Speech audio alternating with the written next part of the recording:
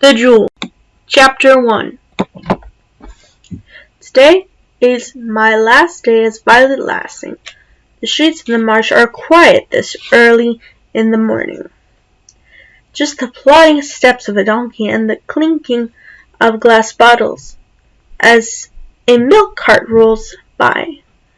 I throw off my sheets and slip on my bathrobe over my nightdress. The robe is a hand-me-down from my mother, dark blue and worn out the elbows. It used to be huge on me, the sleeves hanging past my fingertips, the hem dragging on the floor. I've grown into it over the past few years. It fits me now the way it used to fit her. I love it. It's one of the few items I was allowed to bring with me to the South Gate. I was lucky to be able to bring as many as I did. The other three holding facilities are stricter about personal items. North Gate doesn't allow them at all.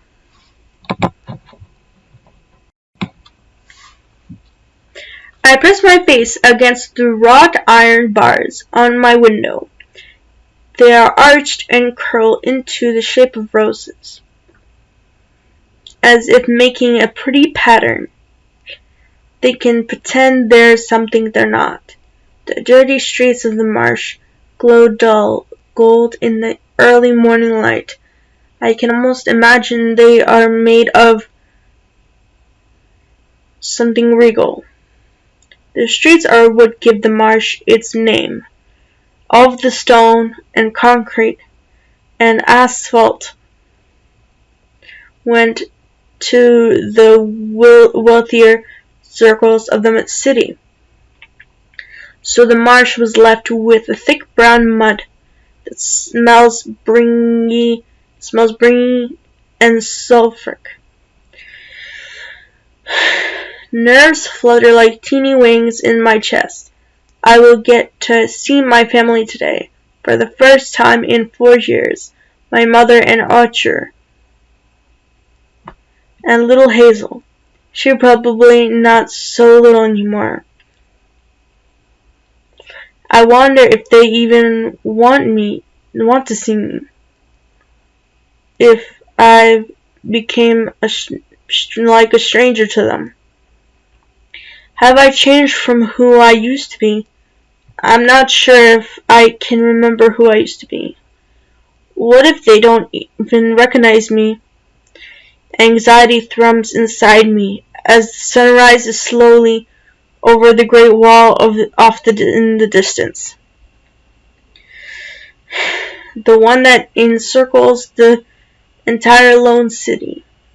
The wall that protects us from the violent ocean outside, that keeps us safe. I love the sunrises, even more than sunsets. There's something so exciting about the world coming to life in 1,000 colors. It's hopeful. I'm glad I get to see this one. Ribbons of pink and lavender shot through the streams of red and gold. I wonder if I'll get to see any sunrises when I start my new life in the Jewel. Sometimes I wish I hadn't been born in a surrogate.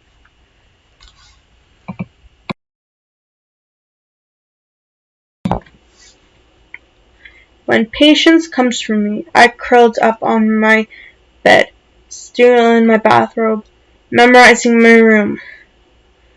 It isn't much, just a small bed, a closet, a closer, and a faded wooden dresser. My cello is propped in one corner.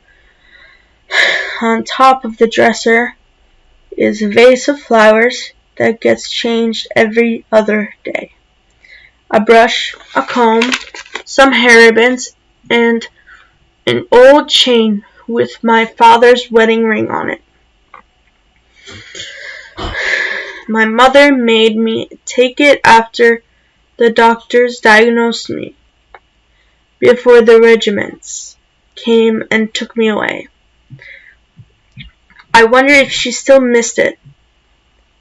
After all this time, I wonder if she missed me the way I missed her. A knot tightens in the pit of my stomach. The room hasn't changed much since. I came here 4 years ago. No pictures, no mirror. Mirrors aren't allowed in the holdings facilities. The only addition has been my cello, not even mine. Really, since it belongs to the Southgate, I wonder who will use it once I'm gone.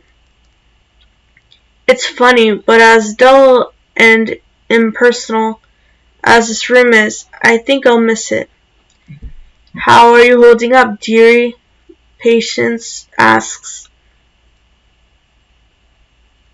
She's always calling us things like that. Dearie, and sweetheart, and lamb. Like she's afraid of using our actual names. Maybe she just doesn't want to get attached. She has been the head caretaker at Southgate for a long time. She probably seen hundreds of girls pass through this room. I'm okay, I lie. There's no use in telling her how I really feel, like my skin is itching from the inside out, and there's a weight deep in the darkest, lowest part of me. Her eyes scan me from head to toe, and she purses her lips. Patience is a plump woman with gray streaks in her wispy brown hair, and her face is so easily readable. I can guess what she's going to say next before she actually says it. Are you sure that you want to wear?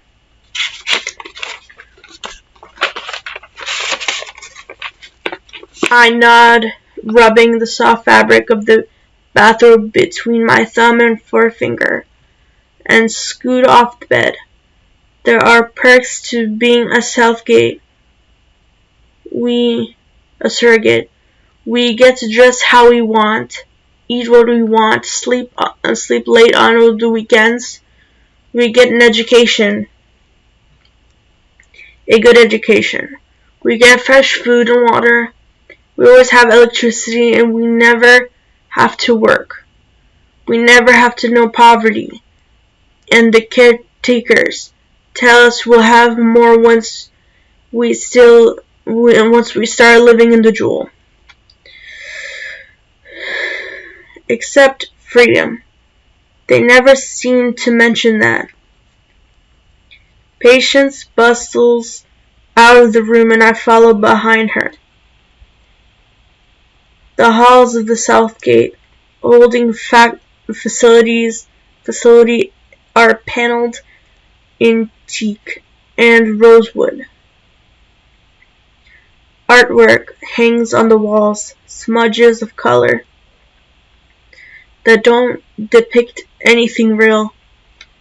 All the doors are exactly alike, but I know which one we're going to. Patience only wakes you up if you have a doctor's appointment, if there's an emergency, or if it's your reckoning day. There's only one other girl on the floor beside me who's going to the auction tomorrow. My best friend Raven. Her door is open and she's already dressed in a pair of high-waisted tan pants and a white V-neck. I can't say if Raven is prettier than me because I haven't seen my reflection in 4 years. but I can say that she is one of the most beautiful surrogates in Southgate. We both have black hair, but Raven is cropped short, sticks straight and glossy. Mine falls in waves down my back. Her skin is a rich caramel color, with eyes nearly as dark as her hair, shaped like almonds and set in a perfect oval face. She's taller than me, which is saying a lot. My skin is ivory in odd contrast with my hair color, and my eyes are violet. I don't need a mirror to tell me that. They're what I'm named for. Big day, huh? Raven says to me, stepping into the hall to join us. Is that what you're wearing? I ignore her second question. Tomorrow will be bigger. Yeah, but we can't choose our outfits tomorrow, or the day after that, or well, ever again. She tucks her hair behind her ears. I hope whoever buys me lets me wear pants. I wouldn't get your hopes up, dearie, Patience says. I have to agree with her. The Jewel doesn't seem like the type of place where women wear pants unless maybe they're servants who work in the unseen places. Even if we get sold to a merchant family from the bank, dresses will probably be required attire. The lone city is divided into 5 circles, each separated by a wall, and all of them but the Marsh have nicknames. Based on their industry, the Marsh is the outer circle. The poorest. We don't have industry. We just house most of the laborers who work in the other circles. The 4th circle is the farm, where all the food is grown, and then the smoke, where the factories are. The 2nd circle is called the bank, because it's where all the merchants have their shops. And then there's the inner circle, or the Jewel, the heart of the city, where the royalty lives, and where after tomorrow Raven and I will live as well. We follow Patience down the wide wooden stairs, scents from the kitchen waft up the staircase. Fresh baked bread and cinnamon. It reminds me of when my mother would make sticky buns on my birthday, a luxury we could almost never afford. I can have them whether I want now, but don't taste them.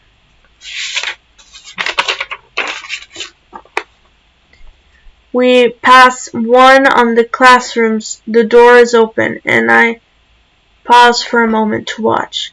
The girls are young, probably only 11 or 12, new, like I was once, back when archery was just a word, before anyone explained to me that was special, that all the girls at Southgate were, that thanks to some generic quirk we had the ability to save the royalty. The girls are seated at the desks with small buckets beside them, and a neatly folded handkerchief next to each one. 5 red buildings, blocks are spread out in a line in front of every girl. A caretaker sits at the large desk, taking notes. Behind her on the chalkboard is written the word green.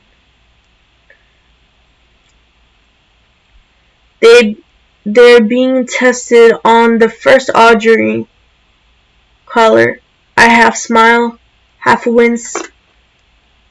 remembering all the times I took this test. I watched the girl closest to me turning an imaginary block into my hands as she turns a bright red one in hers. Once to see it as it is, once to see it in your mind, thrice to bend it in your will. Veins of green spread from where her fingers touch the block, creeping across the red surface like vines. The girl's eyes are screwed in concentration, fighting the pain. And if she can hold on just a few seconds longer, I know she'll have done it. But the pain wins, and she cries out and drops the block, red winning over green, then grabs the bucket, coughing up a mixture of blood and saliva. A thin trickle of blood runs from her nose, and she wipes it away with the handkerchief. I sigh. The first artery is the easiest of the three, but she's only managed to change 2 of her blocks. It's going to be a very long day for her. Violet Raven calls, and I hurry to catch up. The dining room is only half full. Most of the girls are already in class. When Raven and I enter, all talking stops. Spoons and cups are put down, and every girl in the dining room stands, crosses 2 fingers on her right hand, and presses them against her heart. It's traditional on Reckoning Day. Acknowledging the surrogates, who will be leaving for the auction. I've done it myself every year, but this feels strange. Having it directed at me, a lump forms in my throat, and my eyes itch. I can feel Raven tense beside me. A lot of the other girls saluting us are going to the auction themselves tomorrow.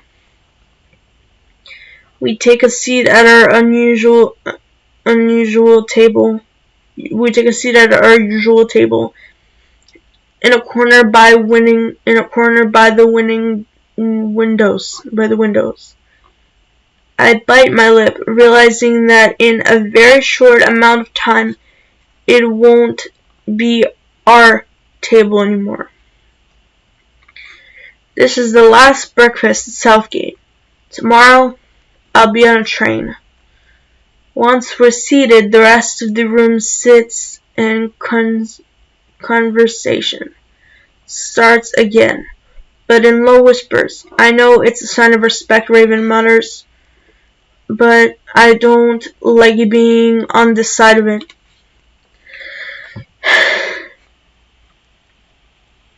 A young caretaker named Mercy hurries over with a silver pot of coffee. Good luck tomorrow, she says in a shy voice. I barely manage to smile. Raven doesn't say anything. Mercy's face goes slightly pink. What can I bring you for breakfast? 2 fried eggs, hash browns, toast with butter, and strawberry jam, and bacon. Well done, but not burnt. Raven rattles off her breakfast list quickly, like she's hoping to trip Mercy up. Which she probably is. Raven likes messing with people, especially when she's nervous.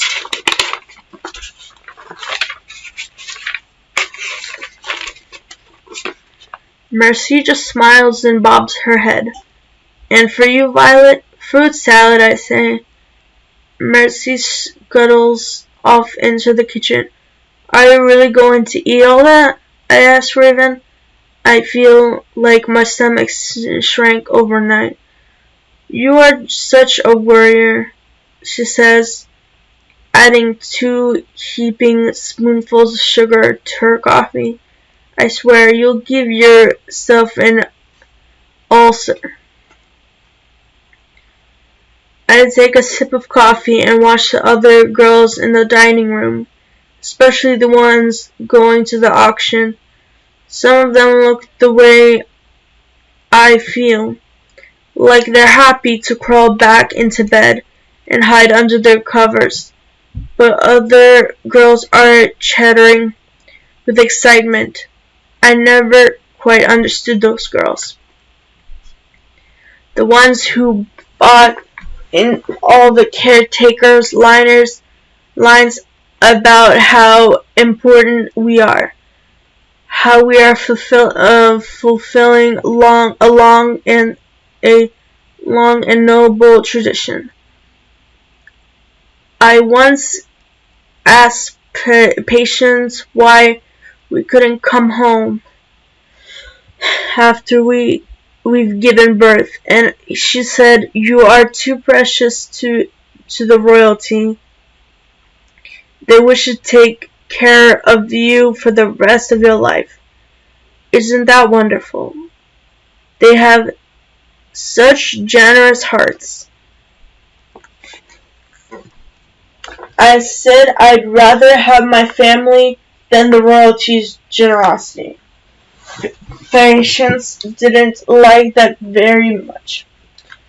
A younger, mousy-looking girl at a nearby table suddenly cries out in pain, and surprised as her water glass turns to ice. She drops it, and it shatters on the floor. Her nose starts to bleed, and she grabs a napkin and runs out of the dining room as the caretaker hurries over with a dustpan. "I'm glad that doesn't happen anymore," Raven says. "When you start learning the auguries, they're hard to control, and the pain is always worse than you're not expecting it." The first time I coughed up blood, I thought I was dying, but it stopped after a year or so. Now I only have the occasional nosebleed. "Remember when I turned the whole basket of strawberries blue?" Raven says, almost with a laugh. I cringe at the memory. It had been funny at first, but she couldn't make it stop. Everything she touched turned blue. For a whole day, she became violently ill, and doctors had to isolate her. I look at Raven now, calmly adding milk to her coffee. Wonder how I'm supposed to live without her. "Did you get your lot number?" I asked. The spoon tinkles against Raven's cup, her hand trembling for the briefest moment. "Yeah, it's a stupid question. We all got our lot numbers last night. But I want to know what Raven is. I want to know how much longer I'll be able to see my best friend. And lot 192. You," I exhale, 197. Raven grins. "Looks like we're hot commodities." Every auction features a different number of surrogates, and they're all ranked. The last 10 to be auctioned are considered the highest quality and therefore the most desirable. This year, has one of the highest number of surrogates, being auctioned in recent history, 200. I don't care about my ranking so much. I'd rather be with a pleasant couple than a rich one, but it doesn't mean that Raven and I will be together until the end. The dining room falls silent as three girls enter. Raven and I stand with everyone else and salute the girls who will be joining us on the train tomorrow. Two of them make for a table under the chandelier, but one, a petite blonde with big blue eyes, bounces over us. Morning, girls, Lily gushes, plopping down in one of the plush chairs, a gossip magazine clutched in her hands. Aren't you just so excited? I am so excited. We get to see the jewel tomorrow. Can you imagine? I like Lily, despite her overwhelming enthusiasm and the fact that she falls into that category of excited girls I don't understand. She didn't come from such a good family in the marsh. Her dad used to beat her, and her mom was an alcoholic. Being diagnosed as a surrogate actually was a good thing for her. It'll definitely be a change from the usual, Raven says dryly. I know, Lily is completely obvious to sarcasm. Are you going home today, I ask? I can't imagine Lily would want to see her family again. Patience said, I don't have to, but I'd like to see my mother. Lily says, and she has said I can have a regimental escort, so Daddy can't hurt me. She smiles widely, and I feel a sharp pang of pity. Did you get your lot number? I ask. Yes, I'm 53. Can you believe it? Out of 200, I'll probably end up with the merchant family from the bank. The royalty allow a select number of families from the bank to attend the auction each year, but they can only bid on the lower-ranked surrogates. The bank doesn't need the surrogates the way the royalty do. Women in the bank are capable of bearing their own children to them. We're just a status symbol. What did you girls get? 192, Raven said. 197, I knew it. I knew you both would get amazing scores. Oh, I'm so jealous. Mercy bustles over with our breakfast. Good morning, Lily. Good luck tomorrow. Thanks, Mercy. Lily beams at her. Oh, can I have blueberry pancakes and grapefruit juice and some sliced mango? Mercy nods. Is that what you're wearing? Lily asks, frowning with genuine concern. Yes, I say. Exasperated. This is what I'm wearing. This is my favorite thing to wear. And since it's the last time I'll ever get to choose my own outfit, I'm choosing this because I love it and it's mine. I don't care what I look like. Raven hides her smile in a mouthful of eggs and hash browns. Lily looks a little confused for a second, but recovers quickly.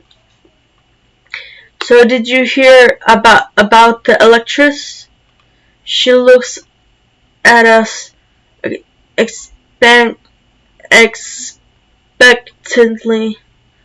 but Raven is more interested in her food, and I've never paid much attention to the politics of the Jewel. But some of the girls follow all the gossip. No, I say politely, sparing a piece of cantaloupe on the end of my fork.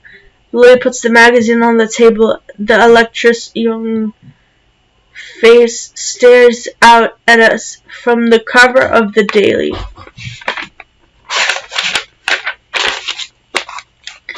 Jewel above the headline, Electress to attend auction.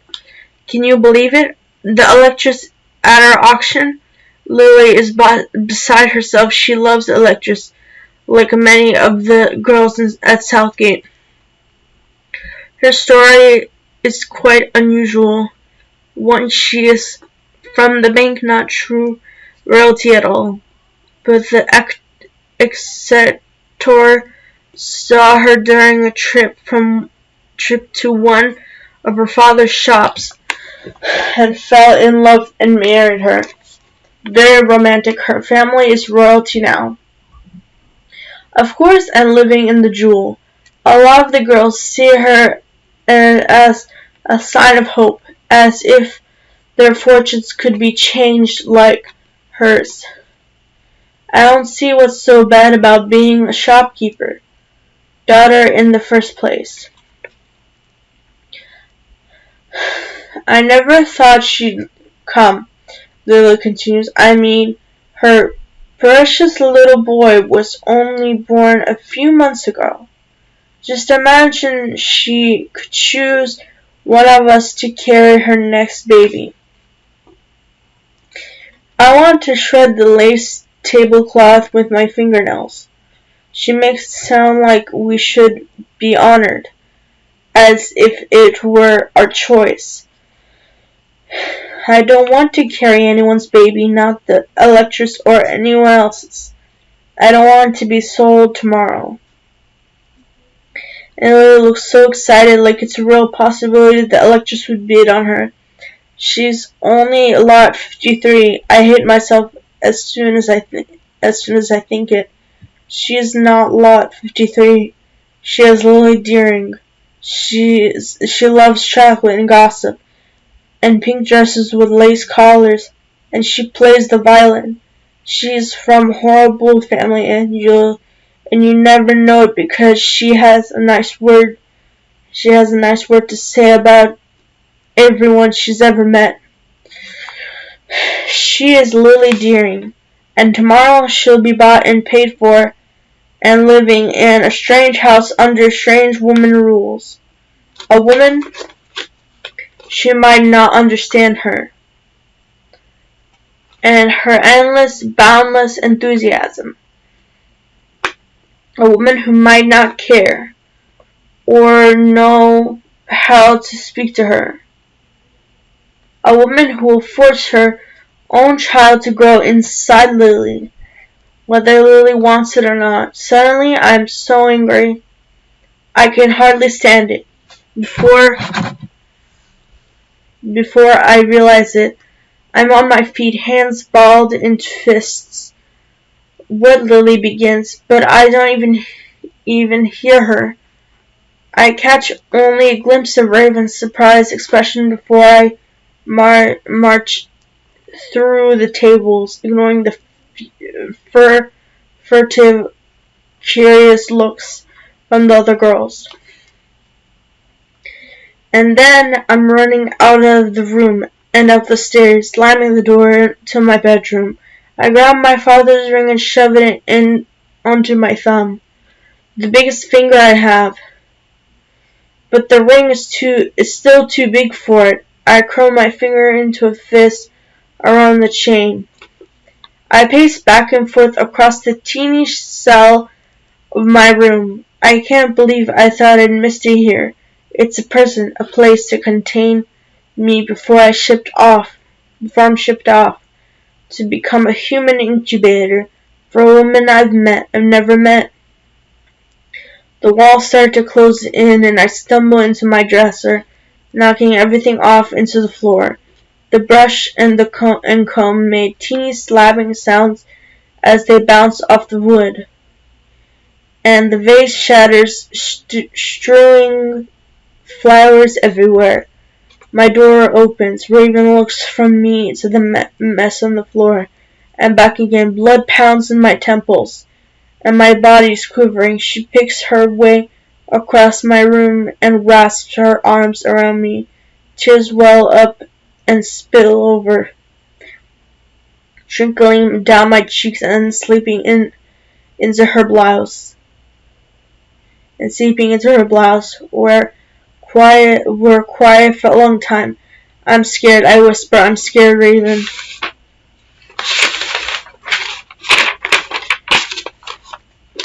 She squeezes me close, then starts picking up the scattered shards. I feel a hot surge of embarrassment at the mess I've made, and bend down to help her. We put the remains of the vase back on my dresser, and Raven wipes her hands on her pants. "Let's get you cleaned up," she said. I nod and we walk, hand in hand, down the hall to the power room. The girl who dropped the isinglass is in there, dabbing her nose with a wet cloth. Her nosebleed has stopped, but her skin is covered with a light sheen of sweat. She starts at the sight of us. "Out," Raven says. The girl dropped the cloth and hurried out the door. Raven takes a clean face cloth and soaks it with water and in lavender soap. "Are you nervous?" I almost say, "about the auction," but changed my mind. "About seeing your family again." "Why would I be nervous?" she says, wiping my face with the wet cloth. "The scent of lavender is comforting." "Because you haven't seen them in 5 years." I gently,